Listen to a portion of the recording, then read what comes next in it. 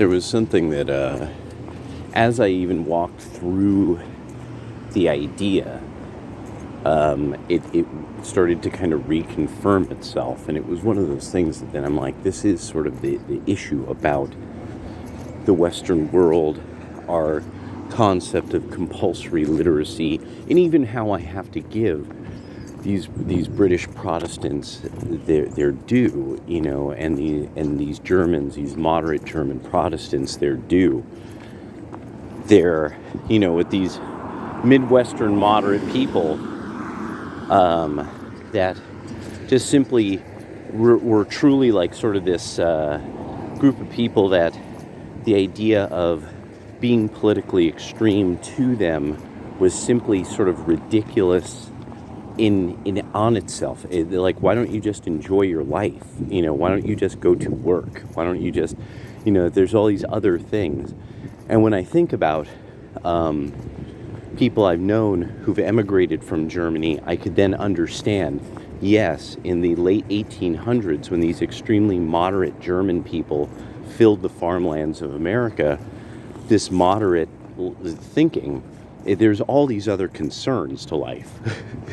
There's much bigger concerns, and so the political stuff to them, being that it wasn't a thing when they had left their homes, it then becomes this thing of like, yeah, it makes sense. Like, it just didn't matter.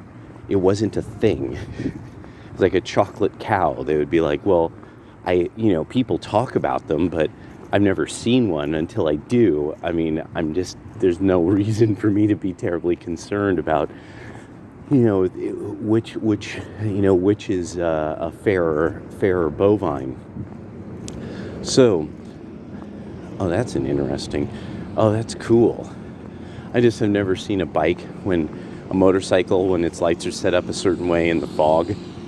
Like, whoa, that looks cool. Like, oh, yeah, that's what that looks like from this angle. Don't know why I've never seen that before. But growing up in San Francisco, there were motorcyclists, but I mean, that was not that commonplace, really. But anyway, the right became strong because of its citation of source documents. So not so much even this idea that they would read a relatively new author and cite what this person is saying, why you should be liberal about everything, why Democrats are always right, to be liberal or to not be whatsoever, books fundamentally like that, or the psychology of how to pay alimony with pride, and such like, the new way of things, the books on the new way of things. This would be, say, like Quintus Curtius doing a new translation of the works of Cicero.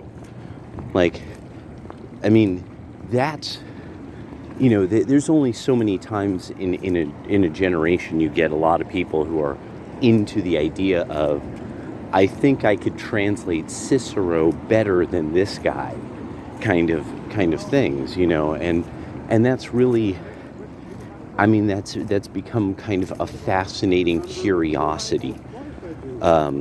Thomas Sowell is one of these people who now is a source text that is cited. They cite his books, his library of books, as they would cite, Adam Smith, when talking about economics. They would cite various theologians, as they were citing Christianity. Now they cite Thomas Sowell when talking about Americana, history, economics, and Black Americans. They're not citing Ta-Nehisi Coates. Nobody is citing Ta-Nehisi Coates except people who sell Ta-Nehisi Coates books, such as the New York Times, NPR, PRI. They're friends in the publishing industry that they got to distribute the crap they advertise on their they're fundamentally a network, a government network. The right started citing sources going back to original ideas of the old left and pointing out the old left said this. The old left doesn't even agree with the new left. So what fundamental ideas are you all relying on at all? If the old guard and you simply don't agree on method or don't even agree on fundamental metaphysics, if the old left felt this way, why does the new left feel this way? And so what's the principle that is being followed here, being the principle is changed? These citations of such stuff by the right, this wasn't something that was ownage, incredible weapon. No, it was the horse stance. It was the road work. It was the jump roping. It was the 100 kicks a day on each leg. That's what it was.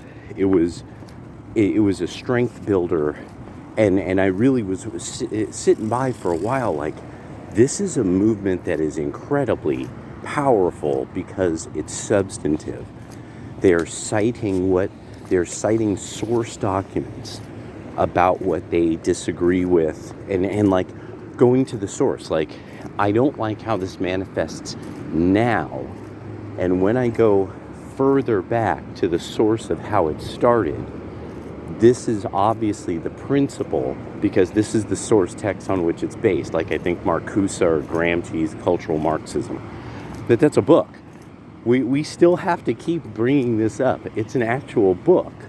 It's not like a theory that, hey, this isn't some conspiracy. No, you could buy this book. People cite it. People did cite it. Now I kind of like this idea that, because I had to think about this, there are now a whole bunch of people in college who think they have some expertise in all of this. But remember how we all read all the feminist books and debated them years ago, like 7-8 years ago? And they didn't show up after like 2 or 3 of these. Like, they stopped. Like, they couldn't handle it. They couldn't handle having their works critiqued. So it was beautiful. It was fucking beautiful. Just to see, like, they folded. And then on top of it, it didn't stop. The members of the right went through all these men's rights guys and other people. They started going through these books. They started going through them enough to really point out, can you think about, like, okay, let's just stop at this point and let's go over what this would require. What would be the morals or ethics of a person who would, say such things, purport such solutions to society's problems? And it was great, because the works themselves got us more members. The opposition's words got us more members, and it was beautiful. Like, this keeps happening, that the liberals don't really get how now they're owning themselves because they can't be truthful. They have to be dishonest. And I was thinking about this with how apparently the Ethan Klein, Joe Rogan thing, and that it's getting even worse with Ethan Klein now, of course, because he's a part of the team. He's a part of the system and the establishment, and Susan and him are, Susan woke chickie likes him, and he no longer makes jokes with the N-word in it. Now he's Jewish. Suddenly he's Jewish. Suddenly he keeps kosher, and he does the mitzvahs, and he's just this simple guy who is being funny, and Nazis came along and ruined his life. And it's kind of funny to me that there's a pattern to this, and if you watched it over about like 25 years, you see it happen a lot, where an entertainer lands himself in hot water, a public person lands himself in hot water, and suddenly one of these people who, like, they are famous for their for crispy bacon on their bialy in the morning, suddenly is just this persecuted. The way people are treating him because of his history and his people, and it's just like, this guy's not religious. No, this guy doesn't keep kosher. What are you talking about? You know, I hang out with this guy and eat buttered bacon. What are you talking about? This guy's just as American and as anybody else. This guy's a bacon cheddar slider. You know, and I was like, so no, what it is that when journalists start doing that, when journalists start having to tout the blackness or tout the Jewishness of somebody, it's really what they're talking about is, how much of a stereotype are they? How much of a stereotype was George Floyd? How much of a stereotype did Michael Brown end up being? You know, how much of a stereotype, you know, are so many of these characters that BLM defends? You know, oh, and then he slaps hose around, he's festooned the world with his bastards. He was fighting with the police. He was called on because of, strong-armed robbery. Oh, you know, and that then, so then when you see somebody, you know, when you see the hot water that's something like H3 Entertainment or whatever, I don't really know much about them, honestly. I've seen mostly clips, outtakes, people discussing it, and then when I saw the shenanigans one time where I think it was him and Crowder were trying to debate or something, and then Cedar steps in, and it becomes, and that really was one of those where I was just like, yeah, everybody understands how untoward and underhanded that was.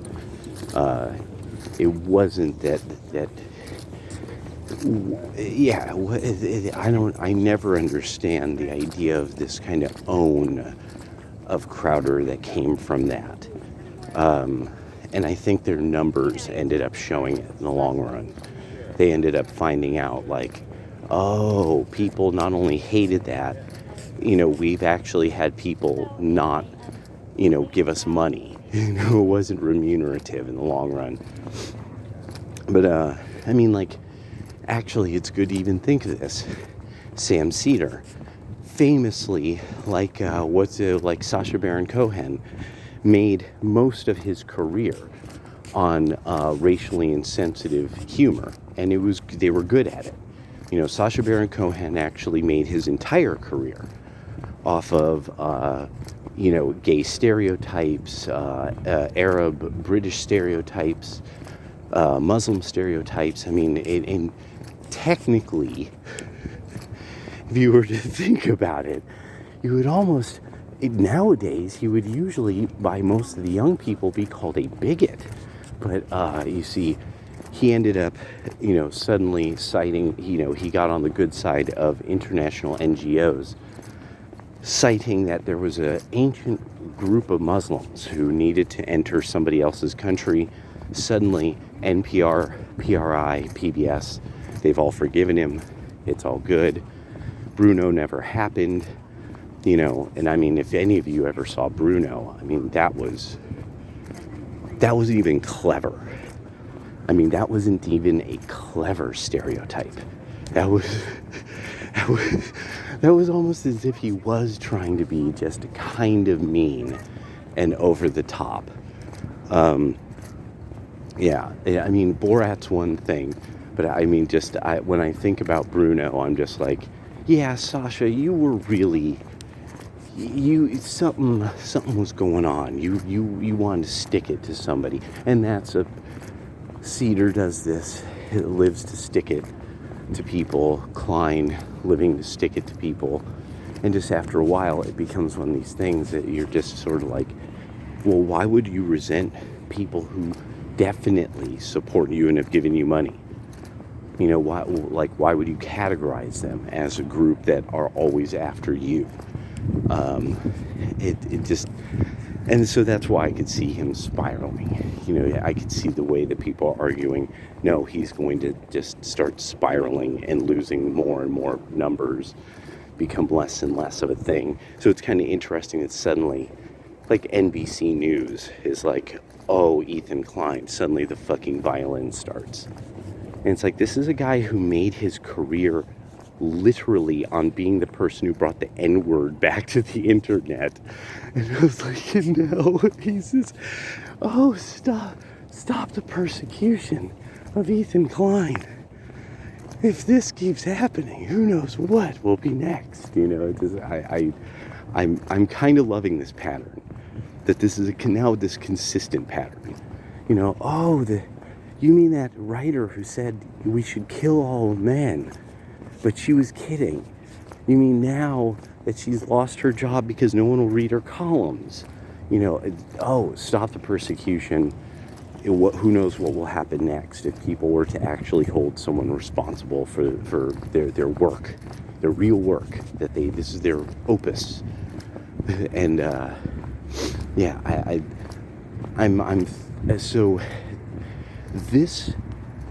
somebody like Quintus Curtius is actually a good example in opposition. Now, while there's some things that people have brought up that they're like, this is a little cringe, because the sensitivities of men on the right, the writing about your sexual exploits is cringe, and I'm like, hey, I don't, but he did, and people bought the book. So that's how that goes. We're on the right. It is what it is, and yes, we could judge, because we should, because we're humans and we have brains. We should judge, always be judgmental. That should be like a shirt. Always judge.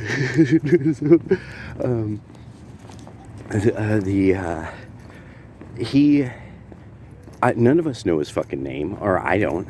I've read him for years. Don't know his real name. Don't care to know his real name. Don't want to find him. I'm on the right. Why would I want to find this guy? Why would I, what? He's given me his nom de plume, so okay, fine, that's in stark opposition, so he is very careful with his words. His writing's wonderful. He does generally maintain frame and doesn't do all kinds of odd stuff that makes people say,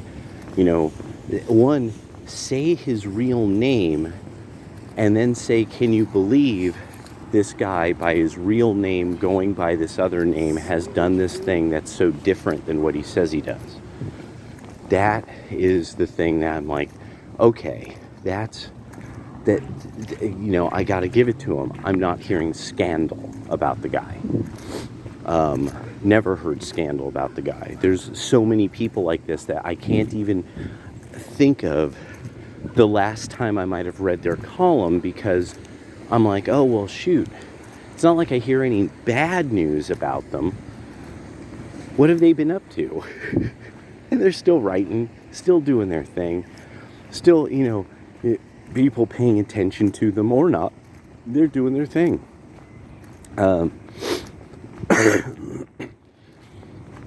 Ricata, and how Ricata law and that whole sphere, the law sphere now, that it ends up right of center because it ends up citing sources. They do the proper Western civilizational work. They cite their sources and they're genuine about it. And if it means that they're not going to win, the way that this case is going, these people are going to lose. That's the way it goes. It's sad. Wish it was argued differently.